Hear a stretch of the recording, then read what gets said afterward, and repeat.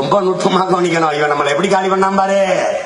இங்க பாரு, நாயிலிருந்து காலி பண்ணான். நாய், நம்ம நாட்டு நாய் இருக்கு பாருங்க, நாட்டு நாய், கோம்ப சிப்பிப்பாறை இப்படின்னா நாட்டு நாய் வச்சிருந்தோம். நம்ம வீட்டிலேயே கிடக்கும். நம்ம வீட்டு நாய் இன்னைக்கு எங்கே கிடக்கு? ரோட்ல கிடக்கு. தெரு நாயா நிக்குது, தெரு நாயா. நாட்டு நாய் நம்ம பாரம்பரியமா நம்ம கூட வாழ்ந்து வந்துடுறோம். நம்ம வீட்டு நாய், நாட்டு நாய் தெருவில் கிடக்கு. அல்சேஷன் பமேரியன் இந்த நாய்க்குட்டி எல்லாம் விலை 30,000 40,000 50,000 இதை கொண்டாந்து இறக்குறான். நினைச்சு பாரு, இந்தியா முழுமைக்கும் எத்தனை லட்சம் கோடியை நாய் விட்டு சம்பாரிச்சிருக்கான்னு பாத்துக்க. இது ஒரு சந்தை, இதுதான் அரசியல். இந்த நாய்க்கு நம்ம நாய் நம்ம சாப்பிட எச்சோரை சாப்பிட்டு விசுவாசமா வாழாட்டிட்டு கிடக்கும். அந்த நாய் உன் எச்சோரை திங்காது. அதுக்கு அவனே உணவு தயாரிக்கிறான், அதைத்தான் வாங்கி போடணும்பா. அவனே ஊசி மருந்து வச்சிருக்கான், அதைத்தான் போடணும்பா. நுட்பமா கவனிக்கணும். இதுல பல லட்சம் கோடி வர்த்தகம் இருக்கு, பிசினஸ் வியாபாரம் நாயில. அப்புறம் முடிச்சான் நாட்டுக்கோழி. சும்மா நம்ம எச்சிச்சோறு கம்பு சிந்தனை திரண்ட போட்ட அரிசி தின்னுக்கிட்டு ஒரு கோழி கூட வச்சிருந்தான். 10 கோழி மெய்யும் ஏதாவது விருந்தாடி வந்து அரிசி சாப்பிட்டு வச்சனமா வாழ்ந்துகிட்டு இருந்தான். அதை விட்டான். தொட பெருசு, ரெக்க பெருசு, சத பெருசு. கோழி வெள்ளையா ஒரு கோழியை கொண்டாந்தான். இது கறிக்கோழின்னு கொண்டாந்தான். நம்ம கறிக்கோழியை காலி பண்ணிட்டான், முடிச்சான். நுட்பமா ஒவ்வொன்னா பார்க்கணும். வெண்மை புரட்சின்னு கொண்டாந்தான். எது? நம்ம நாட்டு மாடு ஏட்டு வகை பால் கறந்து கொண்டிருந்த காங்கையம், கார்பர்க்க, சக்கிவால், சிவப்பசகி, தேனி மலை மாடு, பருகூர் பட்டி மாடு, ஓங்கூர், கிரு இந்த மாதிரி ஏகப்பட்ட நம்ம நாட்டு மாடு இருந்துச்சு. 1970 7 கோடி மாடு இருந்துச்சு நம்மகிட்ட. இப்ப 7000 மாடு இருந்தாலே வியப்பு. காலி பண்ணா. எப்படி காலி பண்ணா? செர்சி மாடு வெண்மை புரட்சின்னு மாடை கொண்டாந்தான். இப்ப தெருவில் நிக்குது பாரு, அம்புட்டும் பசு இல்ல, பிசாசு. அது கறக்குது பாரு பால், அது பால் இல்ல, பால் மாதிரி ஒன்று. அவன் என்ன பண்றான்? நம்ம மாடு 3 லிட்டரு பெரிய மடுவா இருக்கு, 10 லிட்டர் கறக்கும், 8 லிட்டர் கறக்கும்னா பல்லு அப்படியா வாங்கி கறந்தான். அதை குடிச்சான், வித்தான். 3 லட்சம் கோடி பாலின் சந்தை மதிப்பு. வித்து மக்கள்கிட்ட எல்லாருக்கும் சக்கரை நோய், ஒவ்வாமை, செரிமான கோளாறு, புற்று எல்லாத்தையும் பரப்பி விட்டு போயிட்டான். இந்த சக்கரை நோய்க்கு வித்த காசு எவ்வளவு? மருந்து மாத்திர 375 லட்சம் கோடிகள். இப்ப என்ன மீதி என்ன அவனுக்கு கவனம் இருக்கு? இந்த காளைகளை வச்சுக்கிட்டு இன்னும் இந்த நாட்டு மாட்டை உயிர்ப்பிச்சுக்கிட்டு இருக்கான். இந்த காளைகளை கொல்லணும்.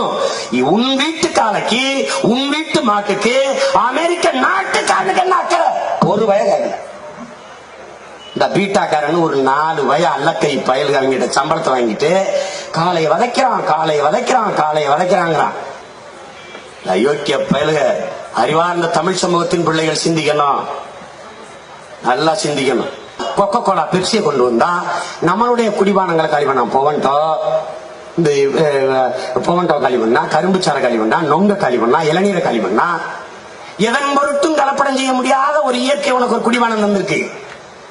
இளநீர், நொங்கு, பழநீர் இருக்குது, கரும்பு சாறு இருக்குது, அதை குடிக்கல. ஆனா அதை வெட்டி கொடுக்கறதுக்கு ஒரு ஏழை தகப்ப மேல் சட்டை இல்லாம சாலையில ரோட்ல போட்டுட்டு நிக்கிறான். ரோட்ல போட்டுக்கிட்டு நொங்க இளநீர். ஆனா நீ குடிக்கிற கொக்கோ கோலா பெப்சி 35 விழுக்காடு பூச்சி மருந்து இருக்குங்கிறான், அது விஷம்ங்கிறான். எல்லாருக்கும் தெரியுது. ஒரு கொக்கோ கோலா வாங்கு, ஒரு பெப்சியை வாங்கு, உன் கக்குச ஒட்டி கழுவு, பழிச்சு நாகுதா இல்லையா என்கிட்ட வந்து சொல்லு. ஆகுதா இல்லையான்னு சொல்லு. உன் வீட்டுல இருக்க துருவுல கொட்டி தொட, அந்த துரு போகுதா இல்லையான்னு சொல்லு. இங்க பார், ஒரு காணொலி பார்த்தேன். நட்டுவாக்கிலி விஷம் கொண்ட நட்டுவாக்கிலி, கருந்தேல் தண்ணிக்குள்ள போடுறான், அது நீஞ்சி நீஞ்சி உயிர்ந்துருது. அந்த நட்டுவாக்கிலி மேல கொக்கோ கோலா ஊத்துறான், அது அசைவேல செத்துருது. அறிவார்ந்த தமிழ் சமூகத்தின் மக்கள் புரிஞ்சுக்கணும். கக்குசும் இரும்பும் பளிச்சுனாகுதுன்னா நம்ம குடல் எவ்வளவு பளிச்சுனாகும்னு நீ கற்பனை செஞ்சு பாத்துக்கணும். அதை ஒழிக்கணும். ஆனா அந்த கொக்கோ கோலா வந்து நமது குடிபானங்களை, நமது தேசிய குடிபானங்களை ரோட்ல தள்ளி வீணாக்குனா. நுட்பமா கவனி. நீ கொக்கோ கோலாவை குனிஞ்சு குடிக்கிற. குனிஞ்சது உன் தலை மட்டும் இல்ல, உன் இனமும் உன் தன்மானமும் சேர்ந்துதான் குனியுது. நீ இளநீரை வெட்டி அண்ணாந்து குடிக்கிற, நிமிர்ந்தது உன் தலை மட்டும் இல்ல, உன் இனமும் அதன் மானமும் தான் நிமிர்ந்து. நீ மாற்று. இன்னையிலிருந்து உறுதி எடுத்துக்க. கொக்கோ கோலா பெப்சி நான் ஒண்ணு கடிச்சிட்டு கக்குசுல கூட ஊத்த மாட்டேன்னு தூக்கி தூர போடு. வம்படியா போய் இளநீரை குடி, நொங்க குடி, கரும்புச்சாறு குடி, பழச்சாறு குடி. உன் முதலாளிய வாழவை, ஒரு ஏழை விவசாய வாழவை. நீ உணவகத்துக்கு போ, வாழை இலையில சோறு போட்டா சாப்பிடு. நீ நெகிழித்தால சோறு போட்டா எந்திரிச்சு வந்துடும் அந்த கடையில, சாப்பிடாத.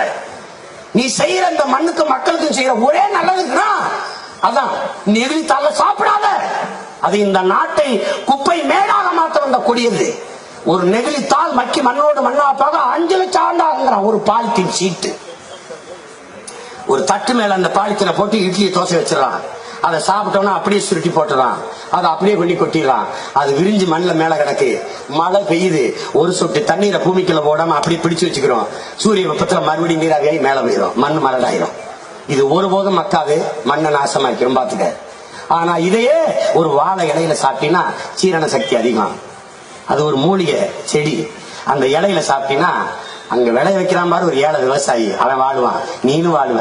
இந்த வாழை இலையை சாப்பிட்டு கீழே போட்டா மாடு சாப்பிடும், சாணியாகும், உரமாகும். இல்ல மக்கி மண்ணோட பண்ணாலும் மண்ணுக்கு வளமாகி உரமாகும்.